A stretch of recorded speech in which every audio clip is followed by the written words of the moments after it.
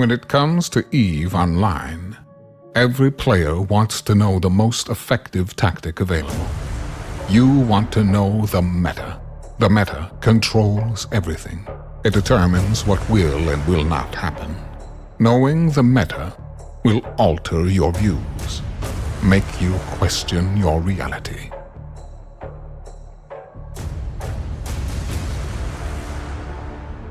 It might even make you laugh.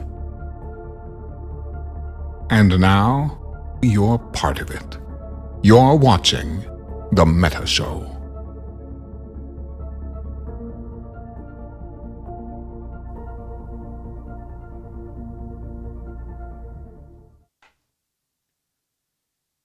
Ladies and gentlemen, welcome to The Meta Show. I should say welcome back to The Meta Show. I know it feels like we have not been here for a long time.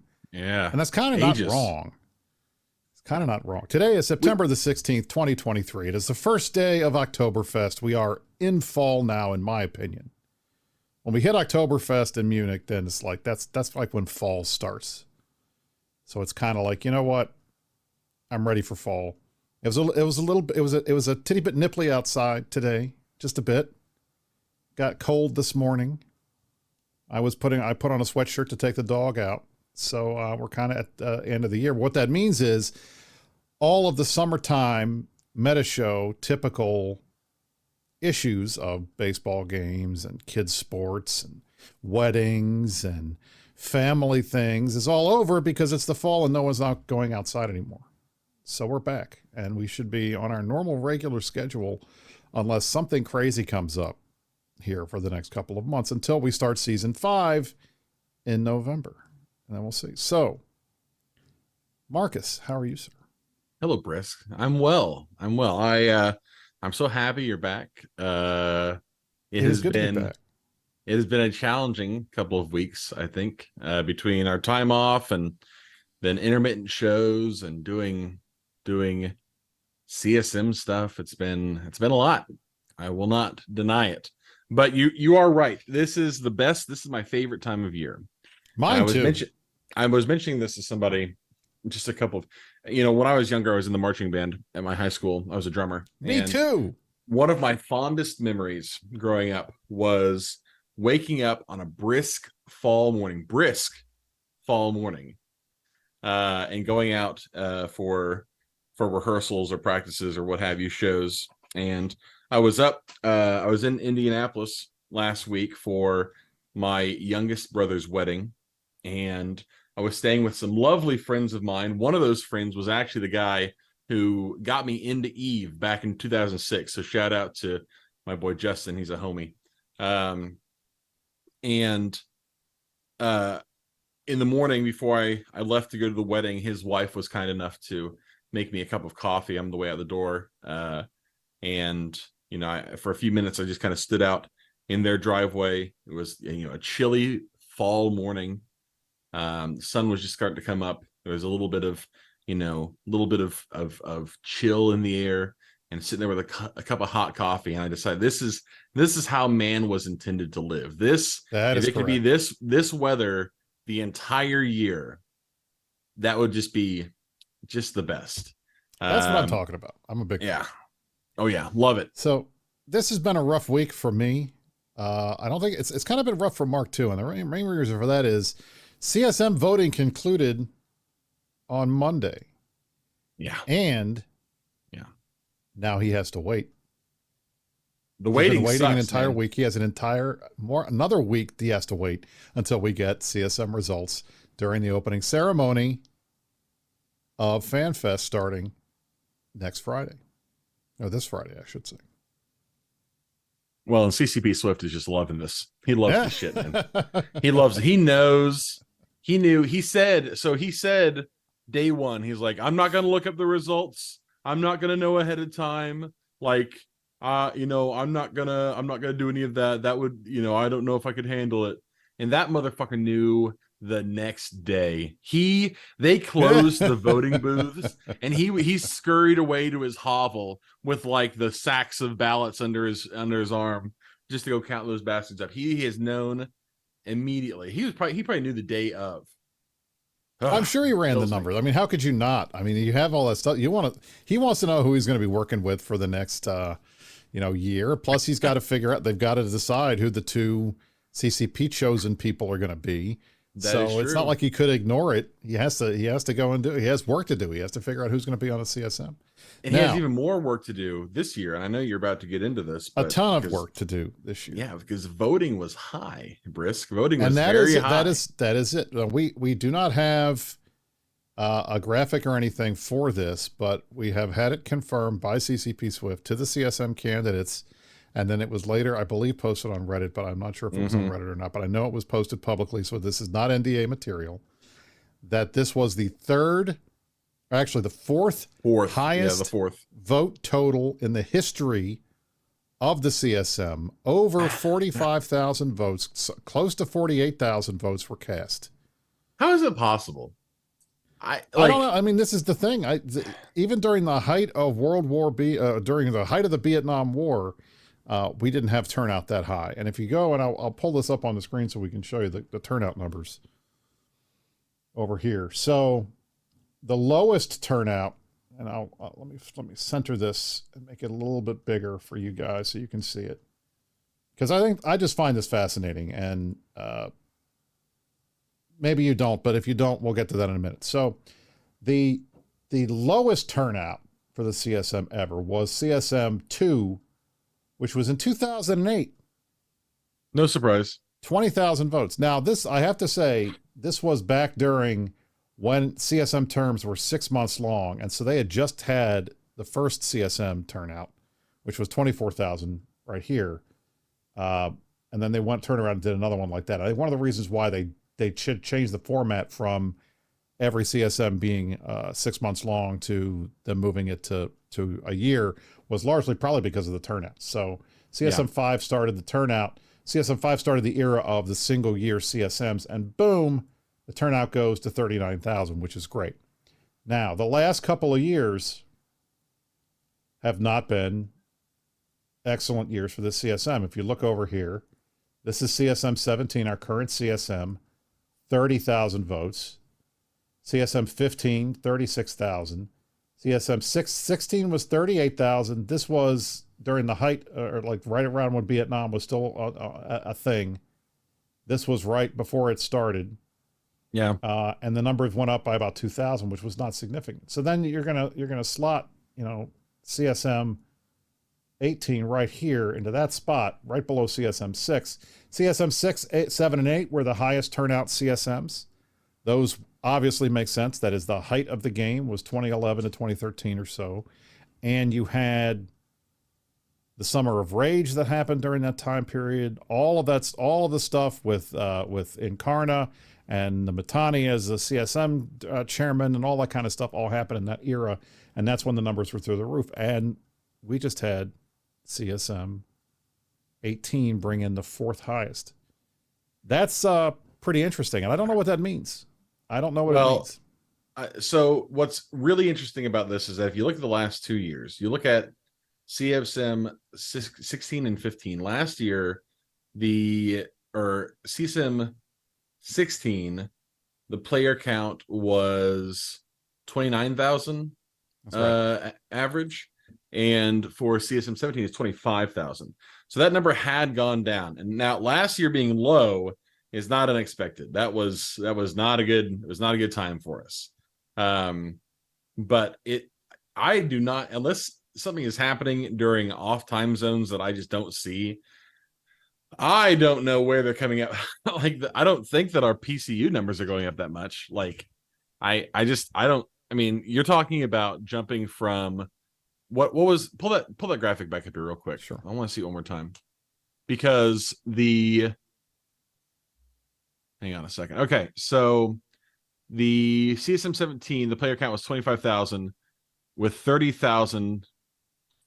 call it 31,000 votes for CSM 17.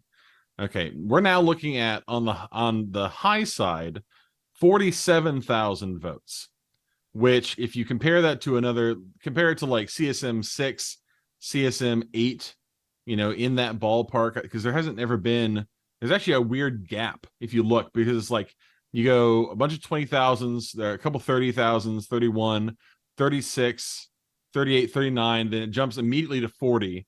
So there's not ever been any space in there, like in the middle, right? But like Till now. CSM6, CSM8. Yeah. Okay, so do we have 45,000 active players? Because it sure doesn't fucking look like that. So the real question is where these numbers come from. And I think True Stain Guy is 100% correct. There's been a lot of conversation. What does this mean? Who is making up these votes? And I'll tell you, I'm firmly of the opinion that CCP finally putting out the 3-day Omega weekend pack, where you spend like $3.99 and you get to play for 3 days. That Omega's your account. That's enough to be able to vote a lot of alts. That is something that we did not have last year, that we have not had in the past. And I think that definitely made for far more people playing and being able to vote this time than had been able to in the past. And I doubt that this is going to be a major source of new nullsec votes, but I'm 100% sure that it'll be a benefit to the smaller mid-sized guys, to the wormholer community like you, Mark, and others who have been out there campaigning, that have been in the middle space between the top of the CSM, like the top vote getters and the big nullsec alliances and the big names like Mike Azariah, and then everybody else. So we'll see how this plays out next week. Yeah. I don't know. Now, it's certainly interesting. So I want to say last week's show, and when I mean last week, we had a show last Tuesday night. Not this week, but the week before Tuesday night. We were out last week because Mark was at a wedding. Yeah. So it was slightly controversial, and I think anytime the show becomes controversial enough that we get a Reddit post about it, I like to talk about it because first of all, if you ever have critiques or stuff that you don't like about the show, or you do like about the show or whatever, please take them to Reddit. I love it. There is no better free advertising for this show than you bitching about us on Reddit. Please. A little bit of a slut for drama, Brisky. Always. I am 100%. Okay. We get this post, and it's from Zealous Ideal Hair 42, which is a straight up created Reddit name. So I don't know who this guy is. He may or may not be a long-term player, but he says he likes the show. He says, I like the meta show. I accept a lot of its propaganda, but hey, it's a goon show, so that's okay. It fills an hour of my weekly drives. That's what we hope. I hope that you guys enjoy listening to the show, even if you can't watch it live. That said, the latest show on the CSM makes me hope for a completely new set of faces on the CSM. The way the show talks about votes and the arrogance of we know XYZ is secure, analyzing everyone and mocking other alliance choices, it makes it come across like the CSM is a boys club, and people who've been associated with it for a while get to dictate who should be on the CSM. Are these people really the best candidates for the game? Happy to hear otherwise. Now, I was surprised that was the tone, because I didn't think anything we talked about during that CSM show was that crazily controversial, because we've gone over this many, many times on this show. We've talked about, we talk about the CSM, we talk about the horse race aspect of it. Generally speaking, we'll do a show where we have Imperium candidates on. We did a Brady Bunch show that had everybody that was running from the CSM on in the Imperium one year. It was like 7 people. 3 of us got elected. There's 3 goons right now on the CSM. I was in it before I was a goon, so 2.5. And we talk about how the voting goes because we watch this stuff and we know, generally speaking, how it takes to get elected, what it takes to get elected, who tends to get elected, who's got the juice. So I would just like to say, for those who thought last week's show was off, like the tone was off, or we were being really heavy-handed and arrogant about our ability to get people elected or which seats are safe, or that kind of stuff, I just want to say, eat my ass. Yeah, I've got 3 things to say about this. And I actually said almost all of them in my comment further down on this, in this thread. The first one is, in terms of talking about knowing who is secure, who isn't secure. Like, so much of that is just following trends, right? Like, it is reasonable to assume, based on prior voting trends, that whoever is number one on the init ballot, or not the init ballot, sorry, well, the init ballot for sure, the goon ballot, the horde ballot, and the fraternity ballot are all pretty safe bets. Like, those people vote, they vote frequently, they vote in an organized manner. So, like, yes, if it looks if you're frustrated that these groups, these nullsec groups, are always getting their people onto the CSM, that would be why. Because they vote, they release the ballot, everybody votes as the state dictates. That's just the way it is. And so people always counter with, well, there should be better representation of high sec or wormhole space or low sec or whatever. And the part of that is the numbers don't quite work out for other regions of space. We were lucky this year; we actually had halfway decent representation. Even within nullsec, there was a lot of people who were in a lot of different play styles, and we had a low sector and a wormholer, which was cool. But in terms of this high sec representation that people are always clamoring for, if high sec has the players to do it, they certainly don't have the organization to do it, and that's why it doesn't get done. So, if that feels like rubbing it in about how you don't have enough players to get XYZ done, then okay, but that's just horseshit. All it is looking at trends. And that's exactly. I mean, and then the bottom line is, we've looked at the numbers that we put up in past elections, and here's the deal. Goons have been able to get more people elected to the CSM than any other organization in the history of EVE Online. Okay, period. Mm-hmm. 19 different people that were members of Goon Swarm, either during the time that they were on the CSM, before, after, whatever, have been elected to the CSM. Pandemic Legion, another nullsec big block alliance, 11 different people. Init, 4. Test, 4. Horde, 2. Brave, 4. Like, this is the deal. Like, I'm sorry that you don't like facts, but I'm not being arrogant, and I'm not being condescending when I say that we know how to get people elected, because we do. Yeah. So when we look at the math and we're trying to figure out why people made the decisions that they did, putting people in different slots on different ballots, those types of things. And that's really what I think is the interesting part of the CSM. What I don't find interesting is a lot of what I think the average player expects during the CSM process. And what do you mean by that, Brisc? Or here, Brisc is going to get on his soapbox. Uh-oh. I've told you guys this before, and I will keep repeating it until it at least I think it becomes 100% clear. As a focus group, even an elected focus group, the CSM has essentially as much power as it can aggregate to itself. Well, what do you mean by that, Brisc? This is all soft power. It's about persuasion. It's about people thinking that you're credible, people liking what you have to say, people enjoying talking to you, people trusting your judgment, trusting that you're doing the right thing. It's a lot of intangible interpersonal skill type stuff that makes the best CSM members, in addition to my 3 cardinal rules for being on the CSM, which is 1, show up. Number 1, just show up. 2, do the work. 3, don't be an asshole. And if you do all of those things, you'll be a good CSM member. And we spend a ton of time. I went back and watched some of the CSM interviews that CCP Swift and others did. A ton of time talking about stuff like, what do you think needs to be changed in the game? And what do you think? What do you like about this? And what do you think is the biggest issue facing this and whatever?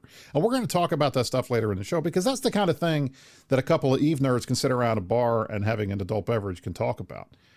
But for a CSM, it's not that important, because the chances of you getting your pet projects even looked at is so low that I'd rather hear more about you as a person. What do you like? What do you do? How do you interact with people? How do you show, that you have the ability to work in a group, and that you have the ability to be at least like you're going to be someone that's going to be positive thinking, that you're going to have a good time, You're going to talk to these guys or on the rest of the CSM, talk to the other gentlemen and ladies on the CSM that you have to work with, that you're going to work well with them. Demonstrate to me that you're capable of doing that. And if you can't do that, and some of it starts with just being like normal stuff, like showing up on camera when you're doing an Eve stream, or having a good speech when they ask you a question, being able, like, not having to have poor CCP Swift pull teeth, like that, to me, shows me much more about whether someone is going to be a good CSM than how many paragraphs they can write about ECM modules and whether they're broken.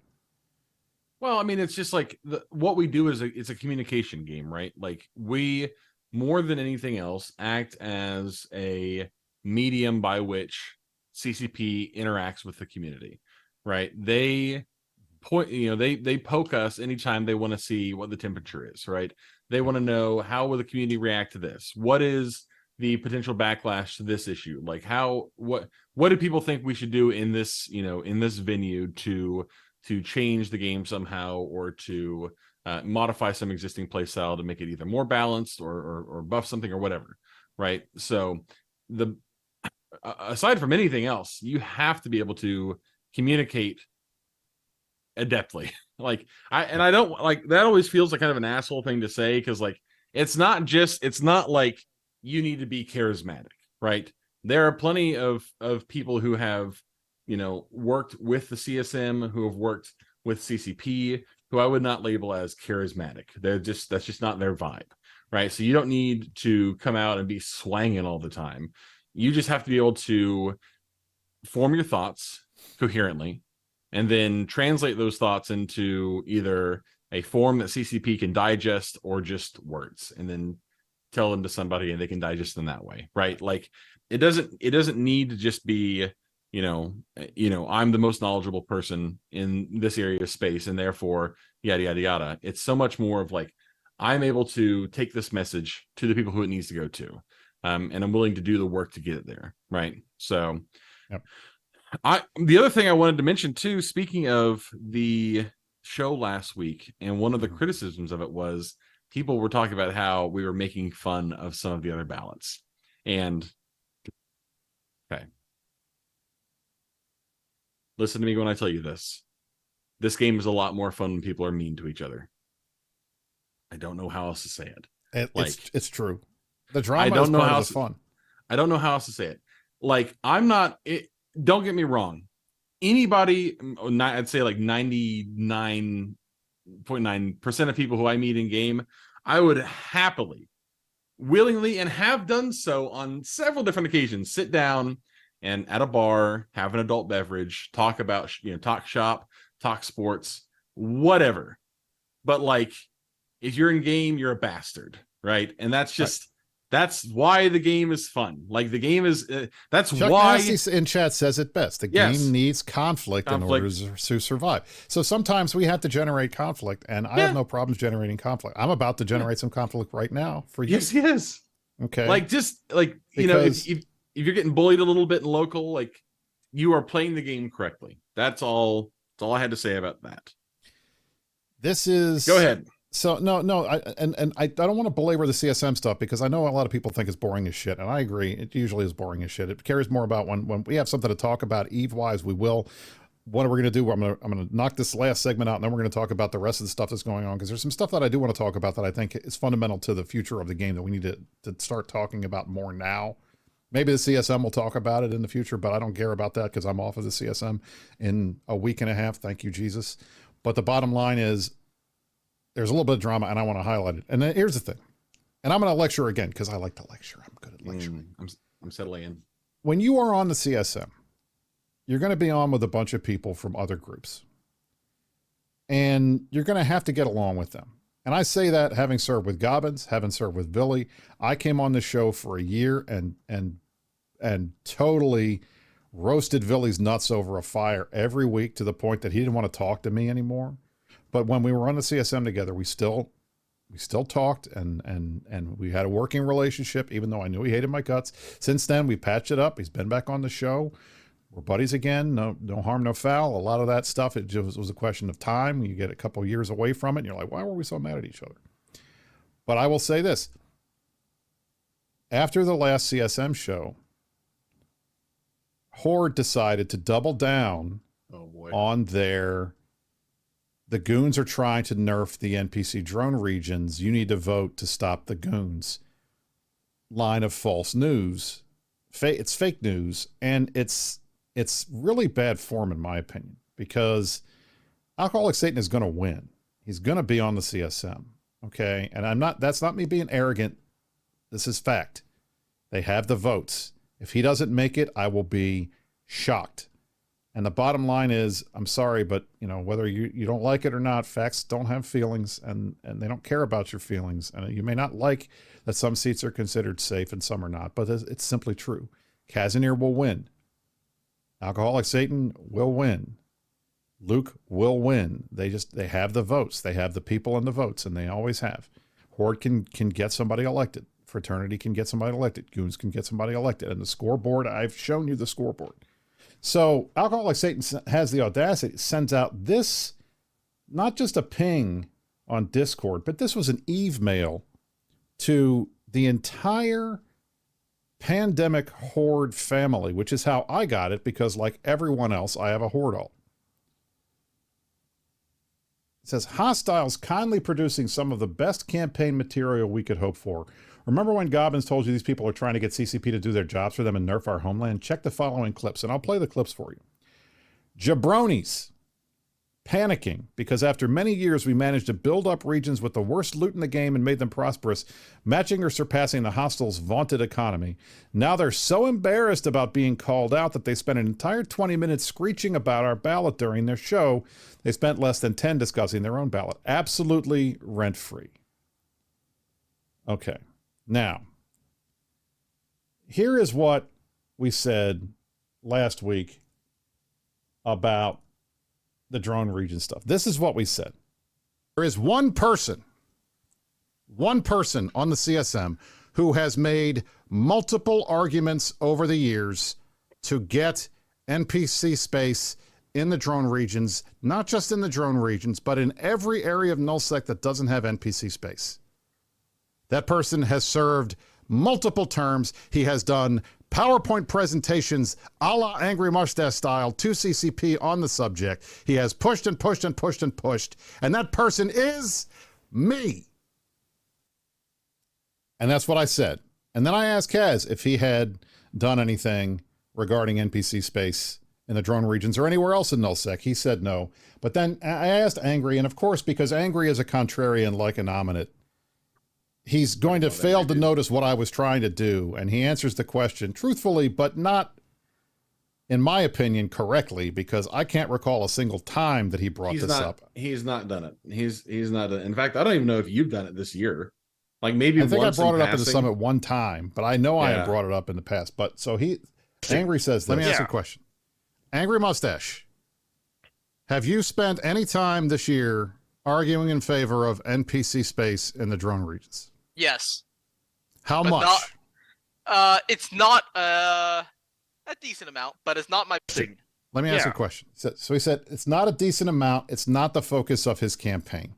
Now, I can't recall him a single time talking about it, but he says he did, and that's fine. But he's also a contrarian and blew up my line of reasoning, which at least one person on Reddit caught, and I appreciate that you saw where I was going with it, because it frustrated me that this is the line of attack that Alcoholic Satan and Gobbins and these guys are putting out, because it's really not true. And they didn't listen to the rest of what I said, which I will play again here just so you guys have it in case you missed the Tuesday show. That person has served multiple terms. This is me. I want to have a kickoff place so we can go invade the drone ranch. Multiple years trying to get NPC space in the drone regions. And it's not just so we can dread bomb them the way that they dread bomb us whenever our guys are running crab beacons in 39p or running them in 1DQ. And it's not just because I want to have a kickoff place so we can go invade the drone ranch. The bottom line is, when I'm out on a roam and I got to go to the drone regions, the one thing I can guarantee is I'm going to have to go 100 fucking jumps or wait a filament time to get out of there to get anywhere where I can get a station where I can go repair or just dock up for a little while to take a piss.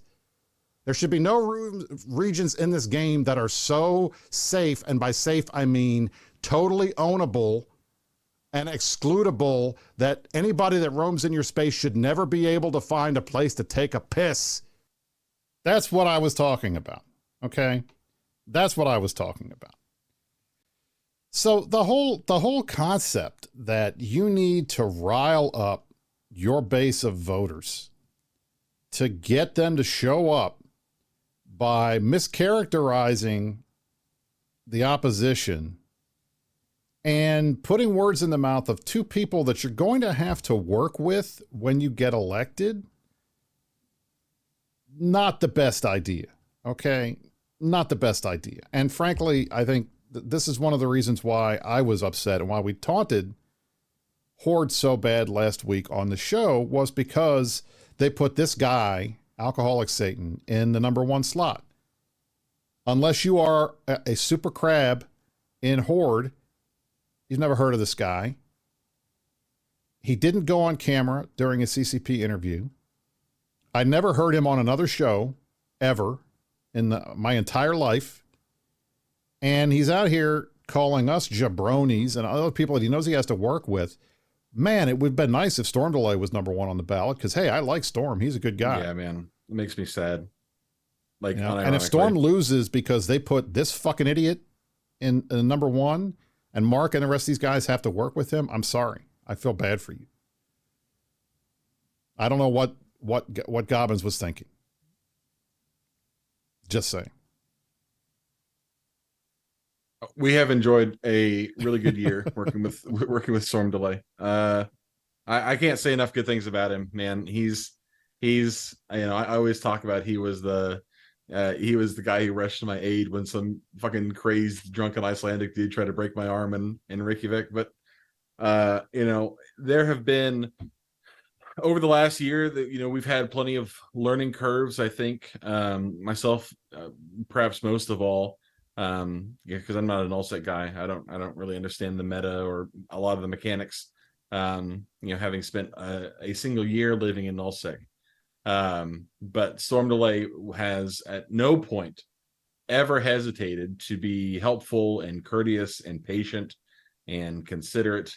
And I have. And he's had no problems telling me when I'm wrong or telling Kaz when he's wrong, or Angry when he's wrong, or Mark when he's wrong. Or CCP when they're wrong. I've gotten into it with him because we've gone back and forth on stuff. So it's not like he's some pushover or like a goon friend or something. He's doing his job. Yeah. I don't understand why, you have an incumbent CSM who's built relationships who everybody pretty much likes, and you stick him number 2 on your ballot. But then you don't cut the deals that you would need with the other groups to really make him number 2 to make a possible thing. And then you stick this random guy in the front who's doing everything wrong, as far as I'm concerned. It's just. Honestly, us complimenting Storm Delay is probably hurting him. I know, right? I should say Storm's awful. We hate him. You should never put him on the top of the list. Don't throw Storm in that briar patch. He's a monster. He encouraged that man to break my arm. Exactly. He was a bad person. So in any event, that's enough CSM talk. I don't want to talk about CSM anymore. It's fine. Other things we want to talk about. So one of the things that we missed, and I want to highlight this because I think it's interesting. We've talked a lot on this show over the years. You know what? We're gonna go straight up. This is our nullsec power hour because this is about nullsec stuff. Ooh, Mark, I'm sorry. It might be a little bit. It's not all nullsec. Some of it is, but we're going to go nullsec power hour because I want to do a hard reboot and get off the CSM. Send it.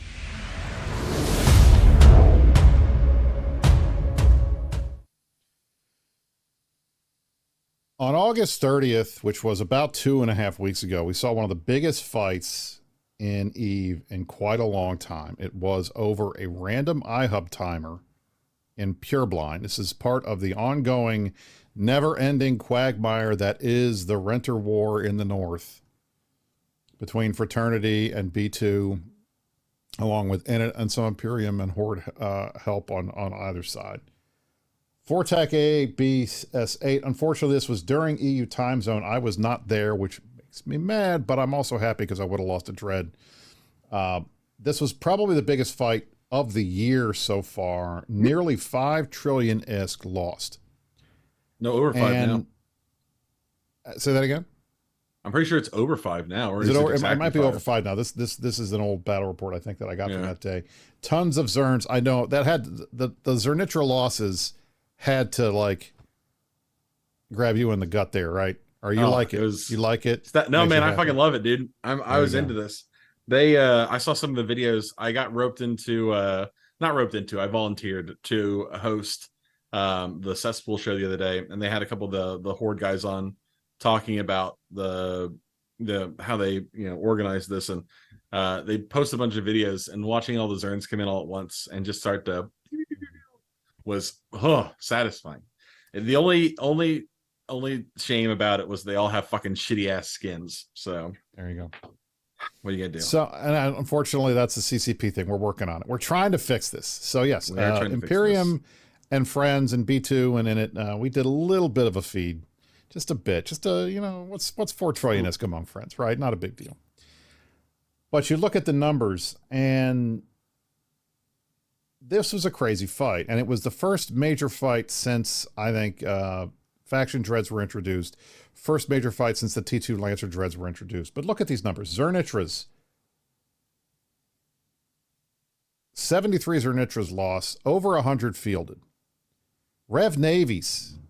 Tons of Rev Navies. Horde brought an absurd amount of Rev Navies here. 141. And they only lost 4. We brought 31 and we lost most of them. All the Revs, almost every revelation that the Imperium brought died. Almost every Naglfar on both sides died. So I'll tell you what, if you want a dread that's going to die, don't buy a Naglfar, okay? Now, I like the fact the Phoenixes and the Phoenix Navies were not fielded very much, but they also didn't die very much. I mean, half of Hordes and the Fraternity Phoenixes died. Only one of the Phoenix Navies died. Most of the Phoenix Navies on the Goon side died. Most of the Phoenixes died over here.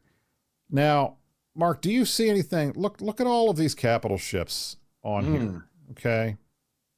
Yeah. Look at all these capital ships. I see triage down there. I see some carriers. Look at that. Yep. There are carriers in here. Yeah.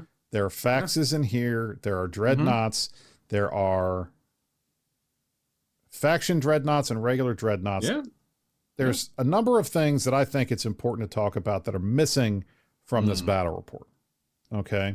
And this is a 5 trillion plus ISK battle report. Yeah. How many people per side? 1,700 per side? Yeah. I mean, we had there were almost 3,500, there were over more than 3,500 people in this fight. Okay. For 3,500 characters in this fight. So probably at least 1,000, 1,500 people were involved in this. Yep. There is not a single Lancer dread on this kill mail. And I think that's probably because we're still trying to figure out where they fit in the meta. But more importantly, and I think more disastrously for the future of this game, not a single super carrier, not a single Titan on this battle report. They were not fielded. Now, why weren't they fielded? Well, first of all, one, because Initiative and Imperium have not moved supers up to the war zone. And Brave Super Fleet is not nearly as big as ours is, but we don't have super big ships up there. We didn't bring Titans. We didn't bring super carriers up there. We have brought dreads and other assorted ships beyond that. And since we didn't escalate, there was no need for Horde and the guys to escalate. And so there were no super carriers or Titans on this list. And I think this highlights something that I want to talk about, because of all the big issues that I think the game faces, one of the biggest, at least in nullsec, is trying to define what is end game content for the end game player. Okay. Yeah. Now, I hate talking about end game content in a game like EVE because it has no end. The only way for you to win EVE and our parlance is to quit playing. You just decide I'm not playing anymore. Then you've won. You won EVE. Apex content.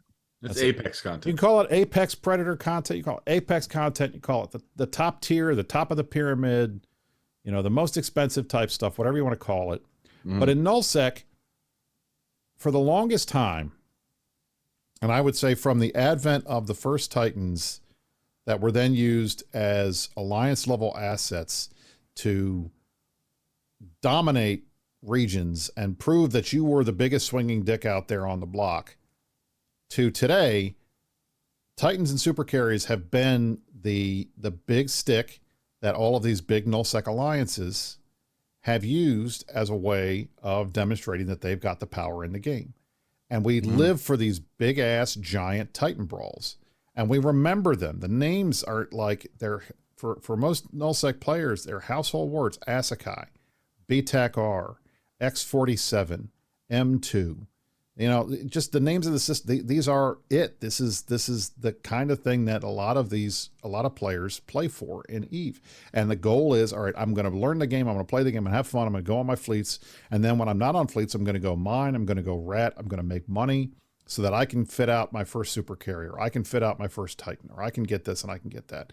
And this whole scene exploded post 2016 when a couple of factors came together that made it more possible for more people to get these big ships. First was Citadels, because Citadels gave you a place to park a Titan. So you could have a Titan on your main. You didn't have to have a secondary Titan character. You could have a Titan on your main.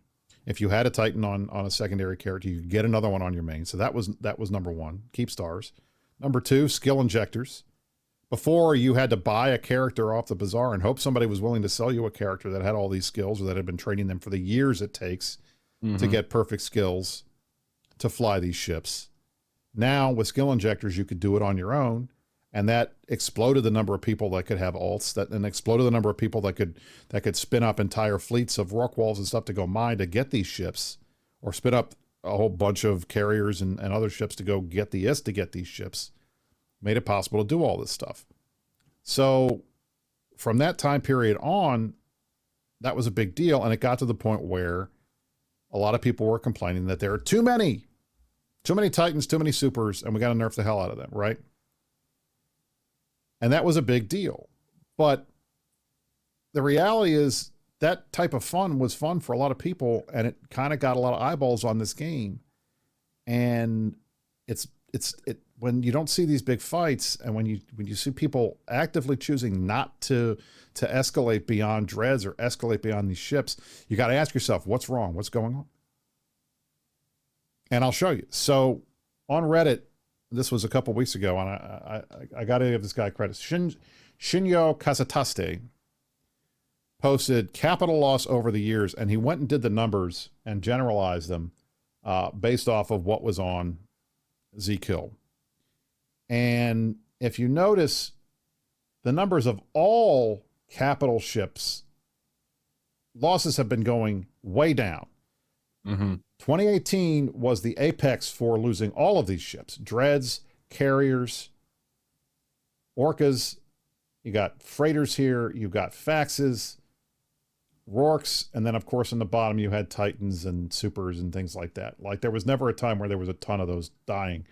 But I'll show you, it gets to, when you look at this granularly, you're going to see a lot of changes that I think are kind of sad. But we had tons of people flying these ships and tons of people dying in these ships. This was the height of the whaling time period. Now, I know 2018, 2017, 2018, 2019, this was the apex of farms and fields. This is when the Rorqual era was at its height, when people were mining absurd amounts and people were making tons of ISK, and the Delve time unit was a thing, and you had people getting into Titans in months, whereas it took years before it was a huge deal. And at the same time, you had a ton of people playing the game and a lot of stuff dying, but people complained so loud and long that it was a bad thing about it that it got nerfed. So what happens? Well, here's the losses of industrial ships since major changes. They made a ton of changes to Rourke walls in the 2019 time period when I was on the CSM, because they thought that it was unsustainable what the Rourke was able to do. So look at this. The numbers are in the toilet, down from a high of something like 2,600 Rourkes a year down to fewer than 500. That's crazy. And the same goes for all of these other industrial ships. Freighters at the same, I mean, look at the freighters. It's ticking up again because of Lancer Dreads, but this was all nerfing of ganking in here. Orca, this was, I think, more of a switch, people just not using it because they could use Rorks again. Rorks going down because of all of the nerfs to them, and that completely changed the way that they work. Jump freighters ticking back up again because of Lancer Dreads, but these were some of the safest ships in the game. That's kind of crazy. And then you move on, you look at, this is the one that freaks me out the most. More than 1,000 supercarriers died in 2018. More than 250 Titans died. So far in 2023, and the year is 3/4 of the way over, we're on pace to hit the lowest numbers of losses for carriers and Titans that we have seen in a long time. Why is that? Well, it's because they're not being used. Why aren't they being used? Well, I think we all know. Scarcity. Yeah. To your point, Angry Mustache within the confines of the super secret CSM Discord the other day, because I asked about it, and he had a really interesting perspective, which is not a unique perspective, but it is well said, which is why would you field a super when you can get nearly the same value out of 3 or 4 faction dreadnoughts and not have to spend the money to buy or replace a super? Like, if numbers aren't a problem, cool, then you can put 3 PNIs or 3 Zernitras or 3 whatever, 3 or 4 faction dreads on a grid, and it will cost you, I mean, maybe 40 billion-esque. And what do supers go for now? And God forbid putting fucking Titans on grid. Like, I mean, there's just not a reason to. I mean, you can replace dreads with some with not nearly as much difficulty as you can replace supers and Titans. So why would you use them? There's no point. Bingo. And the bottom line is, when it costs an alliance, say 50, 60 billion is to replace a hull for a Titan, that's one thing. When it costs them 100 billion is to do that, that's another. Yeah. And fights like M2 don't happen all the time, but they're less likely to happen today than they were back then, because one, we're not involved in a massive war right now, but at the same time, scarcity really hadn't taken hold, I think, in the minds of the average player, how big an issue it was going to be, in dealing with these changes down the road, and how that was going to work when we were trying to replace stuff that we lost. I don't think people realized it yet, but now we do. So the idea that you're going to take supers or Titans out, it doesn't happen anymore because they're hard to replace. And that's really that's the hardest part, is recognizing that there is a fine line between making a ship so cheap that everybody has one and making it so expensive that it's hanger candy and everybody that has one doesn't want to use it because they're scared that they're going to lose it. That's a fine line. It's a fine line, and it's hard. It's hard to walk it. But when you, like Poison Prop Tart says flat out, the build cost of a Titan is around 180 billion right now. That's it. So where do you see Titans now?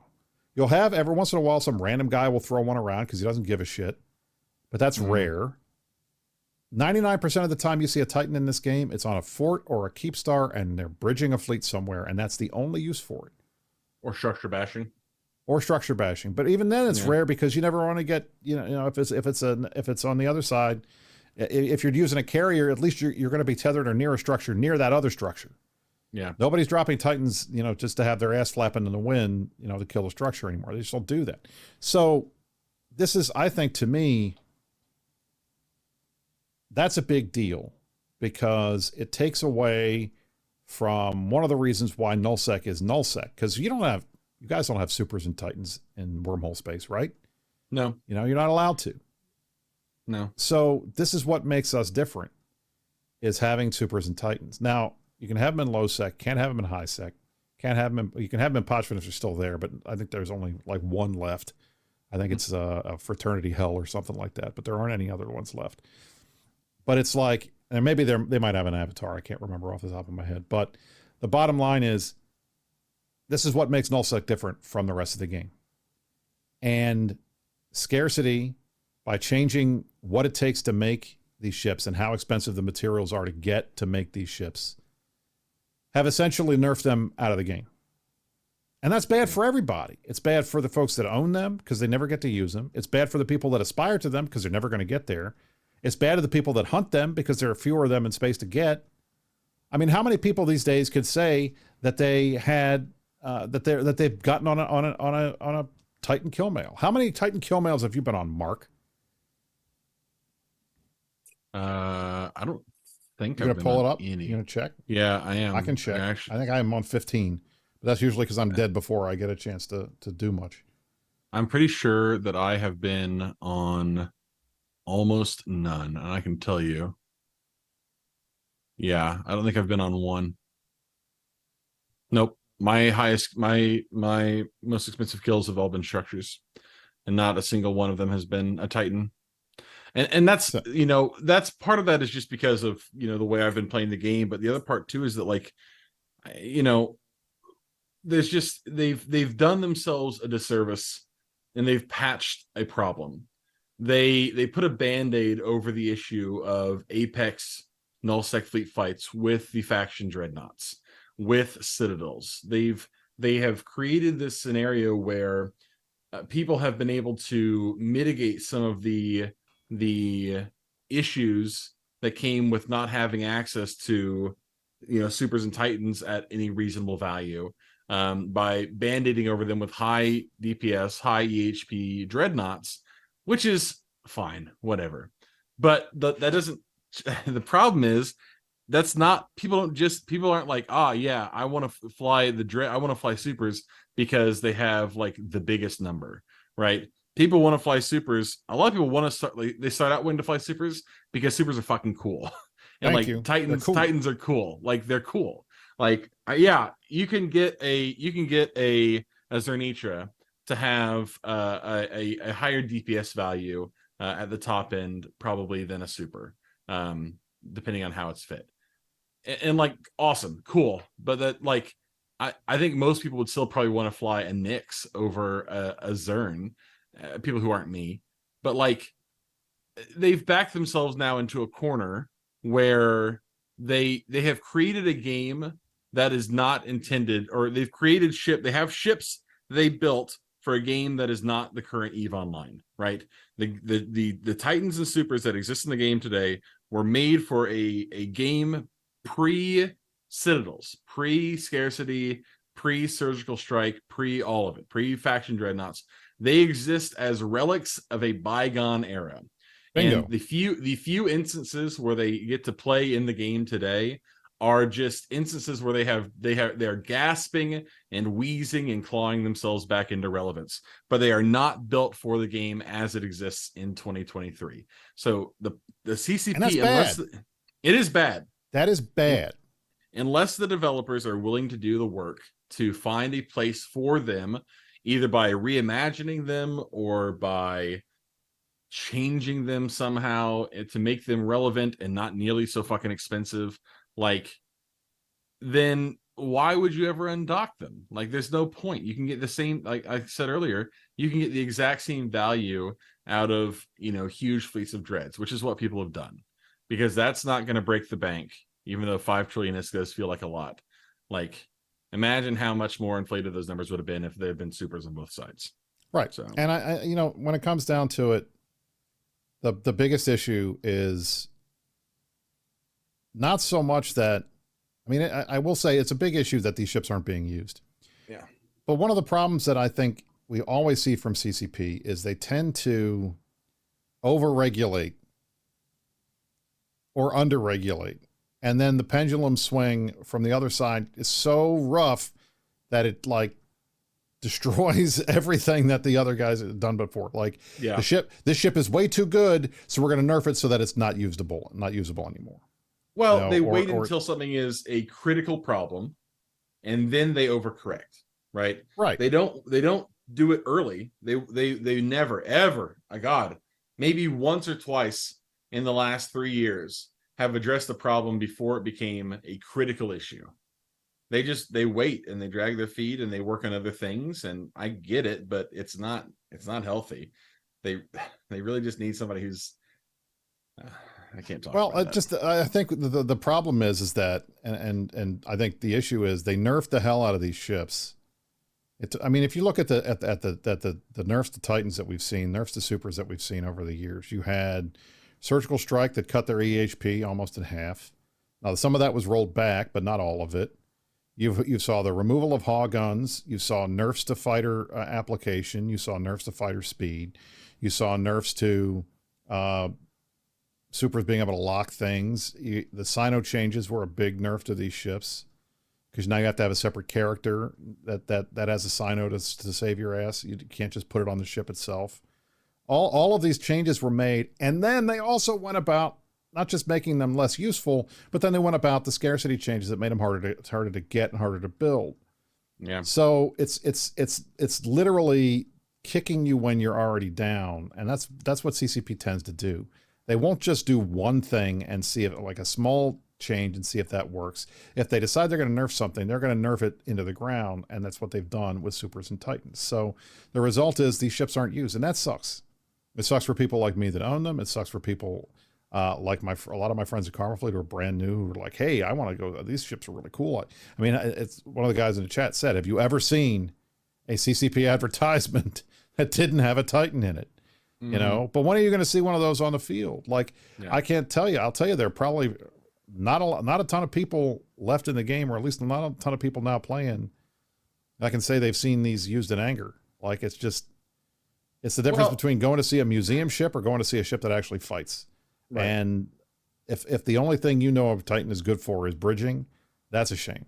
But that's how it is. So I sincerely hope that in whatever CCP does over the next couple of years, that they look at the numbers of these ships that are dying, they look at their usage numbers, and they recognize there's a problem, and they need to put some resources into fixing it. And I think the easiest thing to do would be to roll back some of the changes that involve, like, adding a bunch of really expensive, hard to get parts to these ships, including wormhole gas. Because God knows, you know, when they went and made this change, we're trying to help wormholers diversify their income, because you fucking people need more money, right? Right, Mark? Mr. Blue Loot, you guys need more money. You need more special stuff that you can only get in wormholes to sell, right? Come on. Go ahead. Every ecosystem benefits from a certain amount of diversity. I think that they just need to realize that people want to fly the big ships.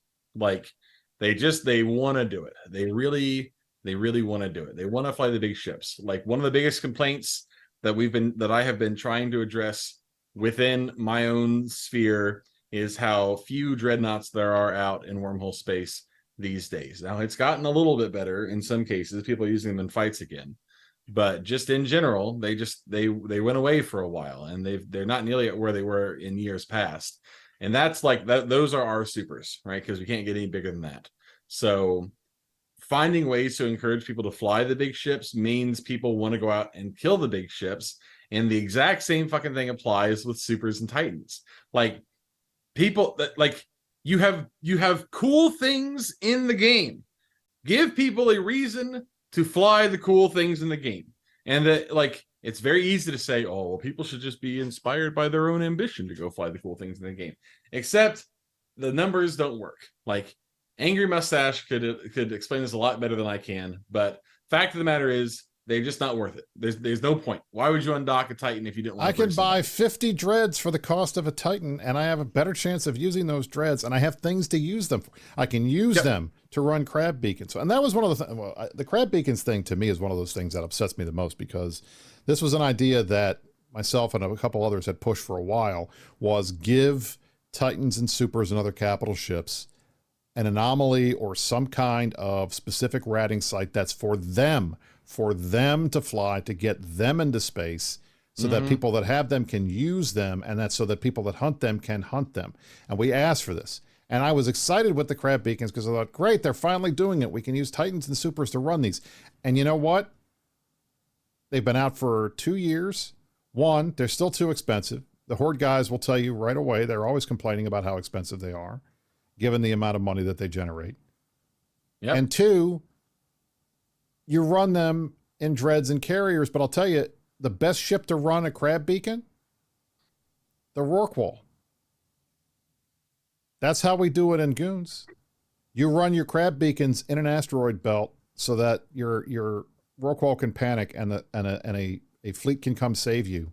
Because if you're running crab beacons anywhere in our space, because we have NPC space near us that you can dread bomb from, if you're running them in carriers or you're running them in dreads, a Black Ops gang will kill your ass faster than any response fleet can get to you. So we run them in Rorquals. That's it. That's not what they were designed for. They weren't designed for that. You know, so what I want to see, and I still would like, can we get something to use Titans and Supers for now that we have it before? It's frustrating to me that we're still years later talking about this because I feel like this has been a perennial problem and it's not getting resolved. And I would like to say, I'd like to thank and welcome all of our friends from Karma Fleet who have figured out that we are live on the 39P undock here and have started bringing their ships out to park themselves in front of my my pod, which is sitting on the Keepstar. Kazanir has some cool ideas about this. Does he? Yeah, he does. Okay. This is people are going to give me a hard time about this because I'm throating Goons or whatever, but the election's over. You can be nice to me for another at least 8 months, and then you can start being mean. Kaz has some really good ideas about this. I would be excited to see some of those put into practice. So so much of it depends on whether or not CCP is going to be willing to address the things that actually exist in the game instead of trying to push new stuff. Which isn't to say that new stuff isn't cool, like the new ships and stuff. All cool, I like it, but like you should be able to do both. You should try and endeavor to do both, but they have not done that. So that is true. Yeah, that poor Vexer just got pushed off by a Macarial. I saw that. That was rough. Funny. All right, ladies and gentlemen, we're basically at the end of the show. Let me tell you, the next week coming up. Obviously, we will have a number of shows on INN. It's going to be fun. We will have Meta Show will be back next Saturday in the middle of FanFest. Why? Because we're not going. Mark and I are both here. They could have flown us out. They could have. They could have flown us out if they wanted us there. But they could have. You know what they could have done? If you want to talk about just free advertising, they could have flown our ass out and set up a little booth there in the convention center, wherever it's at, and we could have done the Meta Show live from FanFest at FanFest in the zone with all their stuff up in the background, but they didn't. And like I said, last year we had player folks that were part of the team that was doing a live stream, and I guess they're not doing that this year. I guess I must have ruined it for everybody by being too honest last year during the those sections, me and Frost. So FanFest will be this weekend. We will have things to talk about. There will obviously be a keynote that Saturday afternoon. I believe it will be after the show. It might be before the show. If not, we'll talk about it. Obviously, we'll know who the CSM members are because we'll find out on Friday, so we can talk about that. And we will see what happens in Eve during this week. We'll find out. But we have a number of other things we could have got to this week. We were going to talk about Singularity being shut down. I think that goes without saying. Obviously, something that's going to impact a number of players who'd like to use it for testing. We were going to talk about the Jovian gates and some of the changes that were already made to them. We still don't know what those are for. I assume we will find out at FanFest. And I will say this, I am looking very much forward to FanFest because I think one of the last things that I worked on, one of my last wish list items, is going to be revealed at FanFest. And I'm looking forward to seeing that on the Red big Dot screen 2 with everybody. The Red Dot Part 2, right? So there we go. I'm looking forward to seeing that when CCP gets around to it. So From all of us here at the Meta Show, thanks for coming back. We're back on our normal schedule. We will be here next week, and I don't foresee, at least in the short term, anytime we're going to have any major changes. So you can count on us being here 2000 Eve, 2000 Eve until the time change, 4 p.m. Eastern Freedom Time. I am Brisc Rubal, joined alongside Mark Resurrectus. Thanks for watching, everybody, and you stay classy. New Eden.